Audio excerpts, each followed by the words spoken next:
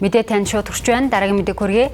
За өвчтнүүдийг эхлээд үрхийн эмнэлэгт үзүүлдэг хуучин тогтолцоонд буцаан шилжүүлэхээр эрүүл мэндийн даатгалын үндэсний зөвлөлд Тэг 7 дугаар тогтоол гаргажээ. Энэ тогтоол 2026 оны 6 сарын 20-ноос хэрэгжиж эхэлсэн байна.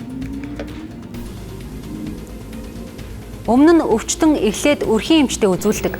Эмч өвчтний түүхэн дээр нь дүүргийн эмнэлэгт үзүүлэх гэж бичин захимаар дүүргийн нэгдсэн эмнэлэг рүү илгээдэг байлаа. За үүнийг нэг хэсэг болиулсан тэгвэл энэ тогтолцоог буцаан сэргээсэн байна. Өвчтөн 2019 оноос хойш эрүүл мэндийн даатгалын шимтгэлээ тасралтгүй төлсөн байх ёстой. Тиймээс өвчтөн эхлээд үрхийн эмчтэй үзүүлэлгүй илгээх бичиг авалгүйгээр нэгдсэн эмнэлэгт хандах юм бол 20,000 төгрөгийн төлбөр төлж үйлчлэгээ авдаг болж байна. Аймаг дүүргийн нэгдсэн эмнэлэгт очих шаардлагагүй. Хөнгөн өвчтэй эмчийн хяналтанд байдаггүй иргэдэг үрхийн эмнэлэгт үзүүлдэг болохын тулд ийм шийдвэр гаргажээ.